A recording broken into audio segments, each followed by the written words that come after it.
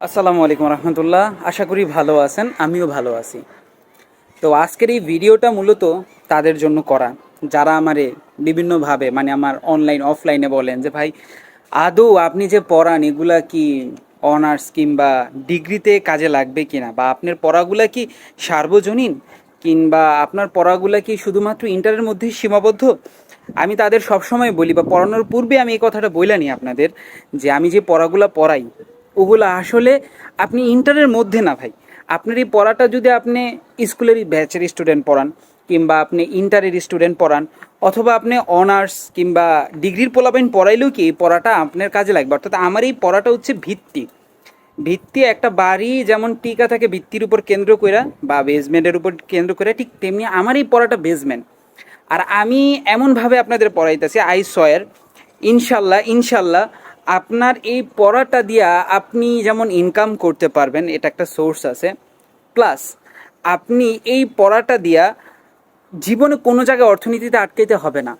তো এটার প্রমাণ দেওয়ার জন্য আমার একটা স্টুডেন্ট কয়েকদিন ধরে, মানে আমি পড়াই তো, ডিগ্রির স্টুডেন্ট, ও আমার চেনা, কিন্তু ও নিজে কাজ করে, ইন্টারের পর কাজে ঢুকে গেছে। পরবর্তী তোমার পড়াইতে বলতেছিল, কিন্তু আমি ওরা পড়াইনি, কিন্তু আমার বলতেছে ভাই ইমার্জেন্সি আমার পরীক্ষা, মানে একটু পড়াইয়া দেন। তো আমি দেখাইতেছি, আমি মানে আপনাদের দেখাবো যে আসলেও কি আমার যে পড়াটা আমি ইন্টারে পড়াইছি ওই পড়াটা কি আমার বিবিএ কিংবা বিএসএস মানে যেটা বলি আমরা ডিগ্রির সাবজেক্টের জন্য কি ইম্পর্টেন্ট কিনা, বা এটা কিভাবে কাজে লাগে। আমি তাদের ইম্পর্টেন্ট অর্থাৎ শর্ট সাজেশনের একটা রিভিউ আপনাদের করে দেখাই, তারপর বলি যে আসলেও কি সত্য না মিথ্যা। ঠিক আছে? তো আমি সর্বপ্রথম ওর মেসেঞ্জারে ঢুকবো, এবং ও পড়ানোর আগে আমার স্টুডেন্টের একটা শর্ট সাজেশন দিছে। যারা সাধারণত ডিগ্রিতে পড়ে কিংবা অনার্সে পড়ে তারা এরকম শর্ট সাজেশন দেওয়া পড়ে, কারণ আসলে আমরা যেমন ইন্টারে গুরুত্ব দিই না, যত বড় ক্লাসে উঠে গুরুত্ব তত কমে যায় পড়ালেখার সব জায়গায় কষ্ট, কিন্তু গুরুত্ব কমে গেলে তখন আমরা ওই সাজেশন টাজেশন ফলো করে পরীক্ষার আগে একটু পরে টরে, এটাই লগিয়া কথা। তো তার একটা গুরুত্বপূর্ণ সাজেশন দিছে যে এটা দিয়া আপনি ভালো রেজাল্ট করতে পারবেন, তার কলেজ বা ইউনিভার্সিটি থেকে দিছে। তো সে পরে তোলারাম কলেজে, তো তার কলেজে এই সাজেশনটা তাকে দিছে। হ্যাঁ, আমি প্রথম ওর মেসেঞ্জারে ঢুকা দেখাই, না হলে আপনারা বুঝবেন যে আপনি আমি সত্যি কি সে দিছে কিনা। তো ও দিছে, তো ওর সাজেশনটায় যাচ্ছি।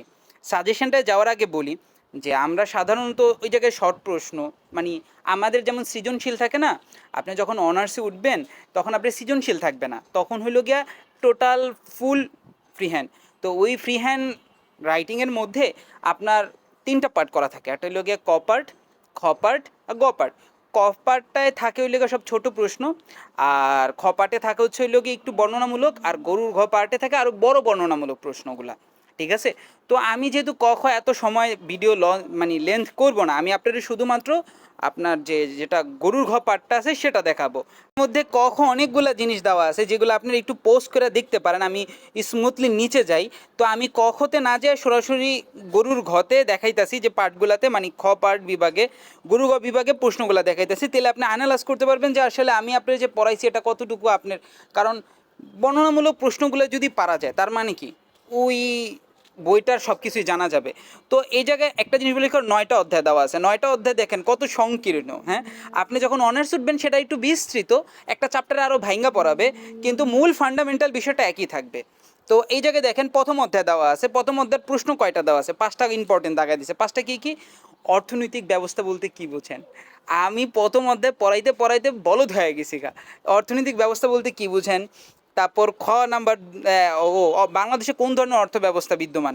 আমি পড়াইনি ইন্টারে, ফার্স্ট পেপারে ফার্স্ট অধ্যায় এটা অর্থনৈতিক সমস্যা এবং তার সমাধান। তারপর পরে খ বলছে দুষ্প্রাপ্যতা নির্বাচন বলতে কি বোঝেন, অর্থনৈতিক মৌলিক সমস্যা ব্যাখ্যা করো। অর্থাৎ 3 নম্বর অর্থ অর্থনৈতিক কার্যাবলী চক্রাকার প্রবাহ ব্যাখ্যা করো।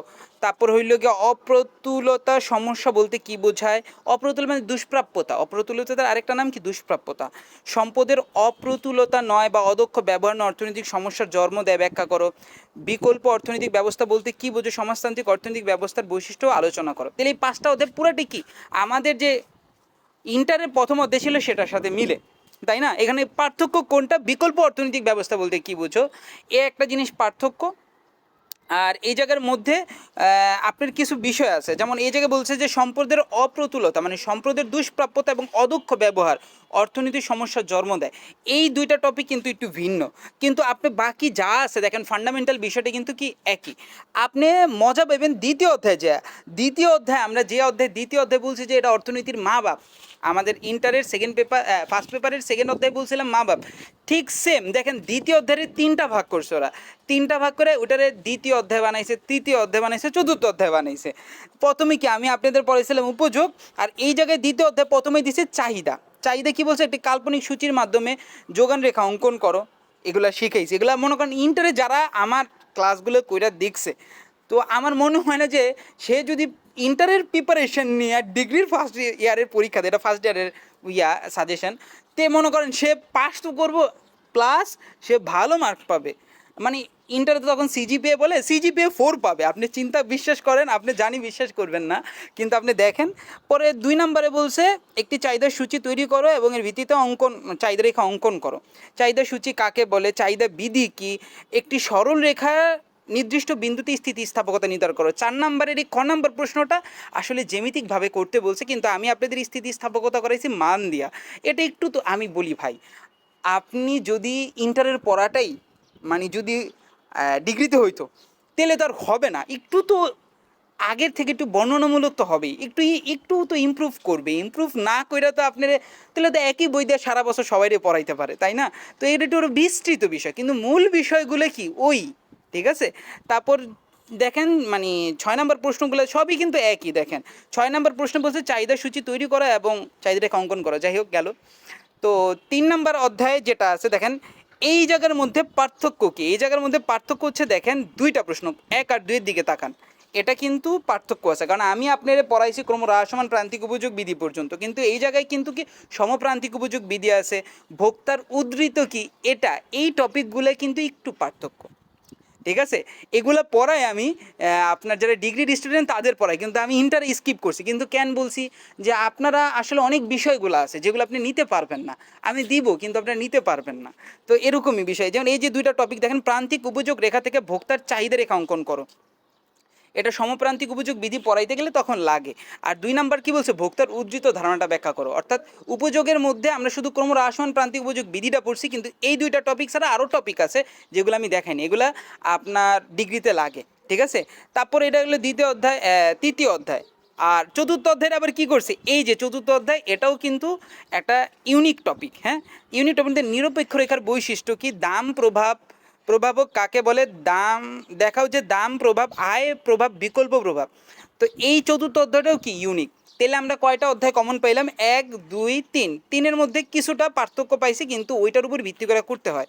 গেল 4 নম্বর অধ্যায়, তো তাহলে পুরো ইউনিক পাইলাম। গেল 5 নম্বর অধ্যায় কি, উৎপাদন চ্যাপ্টার আমরা 3টা ভাগে ভাগ করছিলাম আমরা ইন্টারের, যে একটা হইল গিয়া উৎপাদন আয়, উৎপাদন ব্যয়, আমি আপনাদের পড়াইছিলাম। হ্যাঁ, তো এই জায়গার মধ্যে যে মাত্রাগত উৎপাদন কি, এগুলো পড়াইছে। মাত্রাগত উৎপাদন চিত্রের সাহায্যে ব্যাখ্যা করো, কয় ধরনের, 3 ধরনের, ক্রমহ্রাসমান মাত্রাগত উৎপাদন, ক্রমবর্ধমান আর স্থির মাত্রাগত উৎপাদন। আর একটু বিস্তৃত ওইটা আপনি পরে গেলে বুঝতেন, মানে আপনি আসলে বুঝবেন, বিবিএসে বা আসে বুঝবেন, যাই হোক। তারপর এই জায়গার মধ্যে সমপ্রান্তিক উৎপাদন ভারসাম্য বিশ্লেষণ করো, চিত্রের সাহায্যে ক্রমহ্রাসমান প্রান্তিক উৎপাদন বিধিটি ব্যাখ্যা করো, এটি কি শুধুমাত্র কৃষিক্ষেত্রে প্রযোজ্য, সমখরচ রেখার বৈশিষ্ট্যগুলো কি, এই যে সমখরচ রেখা, এই টপিকটা আলাদা। তো বুঝতে পারতেছেন তো, মানে আপনাদের দেখাইতেছি জাস্ট কি বলে ডিগ্রির সিলেবাস, যারা অনার্স লেভেলে আছে আপনাদের বড় ভাই, তাদের ডিগ্রির সিলেবাসটা আপনাদের একটু দেখাইতেছি। হ্যাঁ, তো এই জায়গায় এটা প্রথম ফার্স্ট ইয়ারের সিলেবাসটা। তারপর ষষ্ঠ অধ্যায় যায় কি বলছে, আচ্ছা যাই হোক, ওই একটা প্রশ্ন বাদ দিয়ে গেছে, পঞ্চম ন্যূনতম ব্যয় রেখা একজন উৎপাদকের ভারসাম্য চিত্র সব ব্যাখ্যা করে, এই টপিকটা আলাদা। তারপরে ষষ্ঠ অধ্যায় কী আছে, স্বল্প গড় ব্যয় রেখা, দীর্ঘকালীন গড় ব্যয় রেখা, এটা তো পুরোই মিল, স্থির ব্যয়, পরিবর্তনশীল ব্যয়ের মধ্যে পার্থক্য, গড় খরচ এবং প্রান্তিক খরচের মধ্যে সম্পর্ক বিদ্যমান। এটা হুবহু উৎপাদন ব্যয়ের মানে আপনার বইয়ের চ্যাপ্টারের সাথে মিলে গেছে। সপ্তম অধ্যায় কি, বাজার, সপ্তম অধ্যায় ওদের বাজার, আর আমাদের বাজার কত নাম্বার অধ্যায় ছিল, 5 নাম্বার অধ্যায় ছিল। হ্যাঁ, তো সপ্তম অধ্যায় ওরা বাজার করছে। তো বাজারের মধ্যে পূর্ণ প্রতিযোগিতা বাজার কাকে বলে, পূর্ণ প্রতিযোগিতা বাজার একটি ফার্মের স্বল্পকালীন ভারসাম্য রেখা।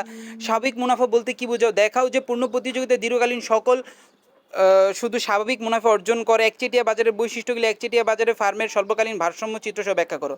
ওরে সোনারে, অনেক কিছু আছে যেগুলো পুরো হুবহুর সাথে মিলা যায়, এবং এটা মানে এই অধ্যায়টা 99 মানে 99% মিলে গেছে গা, কিছু জিনিস পার্থক্য আছে। নবম অধ্যায়, ওদের 9টা অধ্যায় ফার্স্ট ইয়ারে। তো এই জায়গার মধ্যে এটা লেগে ব্যষ্টিক অর্থনীতি মনে হয় মেবি। তো মজুরি কাকে বলে ব্যাখ্যা করে, একজন পেশার শ্রমিকের মজুরি হারের তারতম্য কেন হয়, সমালোচনা সহ ডেভিড রিকার্ডোর খাজনা তত্ত্ব, এই নবম অধ্যায়ে 2টা অধ্যায়ের মিশ্রণ করছে। হ্যাঁ, আপনাদের বইতে আমি এই চ্যাপ্টারটা করাইনি, করাবো সামনে ইনশাল্লাহ ইন্টারে। তো এটা পঞ্চম অধ্যায় মজুরি, আর হইল গিয়ে অষ্টম অধ্যায় হইল গিয়ে খাজনা চ্যাপ্টারে ডেভিড রিকার্ডোর খাজনা, অর্থাৎ এই 2টা জিনিসটা মিশ্রণ করে এই চ্যাপ্টারটা বানাইছে। আচ্ছা, এখন তো আমি আপনাদের পড়াইলাম, এখন আমি একটু আমার বক্তব্য দিই। এখন আপনারা বলেন যারা ডিগ্রি দিতেছেন, এটা তো ডিগ্রির প্রশ্নই বা ডিগ্রির সাজেশন কিংবা ডিগ্রির সিলেবাস। এখন আপনারা অনেকে আমার প্রশ্ন করেন, এখন আমারে বলেন তো ডিগ্রির সিলেবাসে আপনি ইন্টারের যে টপিকগুলো পড়াইছে বা যারা আমার কাছে পড়ছেন, এখন আপনার প্রশ্ন যদি করি তাহলে ডিগ্রির সিলেবাসের কতটুকু কমন পাইছেন আপনি?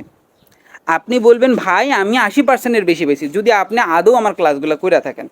হ্যাঁ, তো এই ক্ষেত্রে ভাই একটা কথা বলি শোনেন, পড়ালেখা সবাই করায়, কিন্তু সবার একটা উদ্দেশ্য থাকে টাকা ইনকাম করা, যেটা আমি কোনোভাবেই অনলাইন থেকে করিনি। বাস্তবিক জীবনে আমি এটার মাধ্যমে রিজিক বহন করি, কিন্তু আমি অনলাইনে এমনভাবে করাইছি যে আমি যদি নাও থাকি, আমার ক্লাসগুলো কেউ যদি করে আর এই সিলেবাস যদি করে না, ভাই সিলেবাসের মাধ্যমে আপনার এসএসসির কারিকুলাম চেঞ্জ করে ফেলতে পারে, ইন্টারের কারিকুলাম চেঞ্জ করে ফেলতে পারে, অনার্সের কারিকুলাম চেঞ্জ করতে পারে, হবে 50 বছর পর 100 বছর পর হবে, কিন্তু ফান্ডামেন্টাল বিষয় একই থাকবে রে ভাই। আমি আমার এক নানা ছিল, মারা গেছে সেদিনকে, আল্লাহ তারে জান্নাত নসিব করুক, এই যে কয়েকদিন আগে মারা গেছে, তার সম্পর্কে বলবো না। সে বলছে যে কিছু কিছু, সে তখন সেন্ট্রাল গভর্নমেন্টে কাজ করতো, কিছু কিছু সুগন্ধিযুক্ত ফুল বনে জন্মায় কিন্তু পরিচর্যার অভাবে শুকায় যায়। তার এই কথাটা সেই আবার ভাঙ্গায় বলছে যে আমি অনেক পড়ালেখা শিখতে চাইছি, কিন্তু আমার ওই অপরচুনিটিটা দেওয়া হয় নাই। এটা মানে বলা হয়েছে। তো ওনার এই কথাটা আমার কলিজায় লাগছে। সে 1971-72 সালের পড়াশোনার কথা বলতেছে, যখন তারা এমনভাবে শিখতো তাদের কোনো সেখানের মানুষ ছিল না। এখন একটা বিশাল বড় প্ল্যাটফর্ম আছে, অনলাইন মিডিয়া আছে, আপনারা শিখতে পারতেছেন, ঠিক আছে। তো এই ক্ষেত্রে আমি কোনো দিন স্বার্থের দিকে তাকাই নাই, আমি এমনভাবে শিখেছি, কোনো মায়ের পোলা আপনি যদি আমার ক্লাসগুলো করেন অর্থনীতিতে ইনশাল্লাহ আটকাতে হবে না। আবার আমি যদি কমার্সের সাবজেক্ট ধরি তাহলে সেটা তো আপনি আটকাবেন না। তো সর্বোপরি এতটুকুই বলবো যে আমি যতটুকু পড়াইছি ততটুকু আপনি একটা জায়গায় কোর্স কিনা করতে পারেন, কিংবা আপনি একটা জায়গায় অনেক টাকা পয়সা খরচ করা করবেন, কিন্তু এটার মতো সুবিধা পাবেন। আমি নিজের ঢোল নিজে পিটাইতেছি না, আপনি নিজে ক্লাস করলে বুঝবেন। আর এটা শুধুমাত্র যে আপনার এক জায়গায় সীমাবদ্ধ থাকবে ব্যাপারটা এমন না। মাথায় রাখবেন, জীবনে সফলতা অর্জনের জন্য শিখেন না, শিখেন জানার জন্য। আর যদি জানার জন্য শিখেন, সফলতা আপনারা কোনো দিন কেউ ঠেকাইতে পারবে না। ওই 3 Idiots মুভির ডায়লগটা দিয়ে দিলাম আপনারে, কিন্তু বাস্তব এটাই। শেখেন জানার জন্য, সফলতার জন্য না, তাহলে আপনি সত্যি জীবনে কোনো কিছু করতে পারবেন এই শিক্ষা দিয়া। আর আমার এই শিক্ষাটা ইনশাল্লাহ আপনি কোনো দিন ব্যর্থ হবে না, আপনার ঠিক থাকবে, সেটা আপনি যেই জায়গায় নিয়ে যান ইনশাল্লাহ, আশা করি। তো যাই হোক, আমি কোনো এক সময় যদি আল্লাহ আমারে বাঁচায় রাখে আর আমারে যদি একটা রিজিকের তৌফিক দেয়, এটা থেকে আমি টাকা কামাই করতে পারি না রে ভাই, এই কারণে আমি ভিডিও বানাই না। অনেকে বলে কেন ভিডিও বানাই না, তো আল্লাহ যদি আমার তৌফিক দেয় কোনো একদিন ইনশাল্লাহ, তাহলে ইনশাল্লাহ অনার্স BBA MBA সবই করাবো অনলাইন প্ল্যাটফর্মে, যদি আমি এটা একটা সোর্স পাই। আর সত্যি আমি যদি টাকা ইনকাম করতে পারতাম তাহলে তো আমি এই সোর্সটারই আঁকড়ায় ধরে রাখতাম, বুঝছেন নাই? তো যাই হোক, আমি এটার মাধ্যমে টাকা ইনকাম করি না বা কারোর মাধ্যমে করি না, তো এই কারণে আমি কোনো ইনকারেজও পাই না, সত্য কথা যা। তো আপনারা পড়েন, ক্লাসগুলো করেন, ইনশাল্লাহ সামনে আমার প্ল্যান আছে। আচ্ছা, প্ল্যানটা যখন দেখা যাবে তখন দেখা যাবে না। আমি ইনশাল্লাহ মানে অ্যাকাউন্টিং আমার সাবজেক্টগুলোও নিয়ে আসবো। আচ্ছা যাই হোক, দোয়া করবেন আমার জন্য। এই রিভিউটা দেওয়া জরুরি ছিল যাতে আপনারা আসলে শিখতে পারেন। হ্যাঁ, আপনারা এই শিক্ষাটারে অবহেলা করেন না। আপনি বিশ্বাস করেন, আপনি অনেক টাকা খরচ করবেন, বিভিন্ন জায়গায় বিভিন্ন স্যারের কোর্স করবেন, তারা যদিও আমার থেকে ভালো না, আমি এটা বলতেছি না, তারা আমার থেকে বহুগুণ 1000 টাইমস ভালো, কিন্তু তারা আসলে সমস্যার লোকের টাকা দিয়ে শিক্ষারে তুলনা করতেছে। কিন্তু আমি আপনার, হ্যাঁ, ওই টাকার তুলনায় শিক্ষাটা অনেক বড়, কিন্তু আপনারা আমার মতো কেউ শিখতে পারবেন না। আমার কাছে মনে হয় আইসয়ের এটা ওয়াল্লাহি কাবাতুল রব, আল্লাহর কাবার রবের কসম কইলাম। আমি যে ডেডিকেশন দিই সেটা দিবেন না ইনশাল্লাহ। আমার জন্য দোয়া করবেন, এটাই। আসসালামু আলাইকুম।